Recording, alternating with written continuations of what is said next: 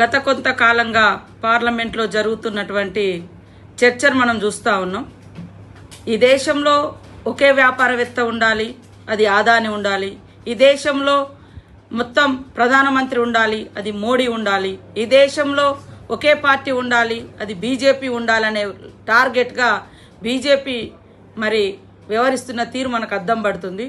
మా పార్టీ తరఫున LOP leader Rahul Gandhi గారు ప్రతినిత్యం ప్రజల కోసం, అట్టడుగు వర్గాల సంక్షేమం కోసం, ఈ దేశ భవిష్యత్తు, ఈ దేశ హక్కులు, ఈ దేశ అస్తిత్వం, దేశ ప్రతి ఒక్క పౌరుని యొక్క మరి డెమోక్రసీ, ఇవన్నీ కూడా రాజ్యాంగంలో ఉన్నాయి. ఇది కాపాడుకోవాలి అని అంబేద్కర్ గారిని పదే పదే గుర్తు చేస్తూ, అంబేద్కర్ రచించిన రాజ్యాంగం, దాన్ని పార్లమెంట్లో ప్రవేశపెట్టి ఆనాడు నెహ్రూ గారు చట్టబద్ధత కల్పించి ఈ భారతదేశాన్ని ప్రపంచంలోనే అత్యున్నతమైనటువంటి డెమోక్రటిక్ స్టేట్గా, అదేవిధంగా బ్యూటీ ఆఫ్ గ్రేట్ కాన్స్టిట్యూషన్ ఉన్నటువంటి దేశంగా ఇవాళ ఉనికిలోకి తీసుకొస్తే సహించలేక మనుధర్మ శాస్త్రాన్ని పాటించే బీజేపీ పార్టీ ఇవాళ మనుధర్మ శాస్త్రం అంటే మరి అట్టడుగు వర్గాలకు చదువు దూరం చేయబడ్డది, అంటరానితనం తీసుకురాబడ్డది, మహిళలను అణచివేసినటువంటి సంస్కృతి, వర్ణ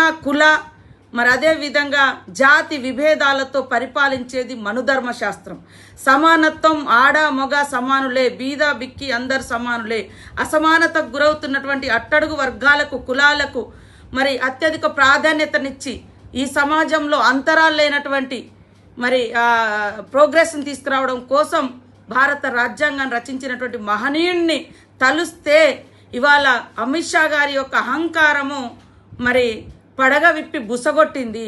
దాని ఫలితమే మీరు అంబేద్కర్ అంటే మరి ఏం సాధించలేరు, కానీ దేవుని పేరు తెలిస్తే మీరు స్వర్గానికి పోతారంటారు. అది కూడా మీరు చెప్పే దేవుణ్ణే తలవాలి, మాకంటూ వేరే దేవుళ్ళు లేవు. ఈరోజు ఈ 75 సంవత్సరాల కాలంలో మాకంటూ ఉన్నటువంటి దేవుళ్ళు, మా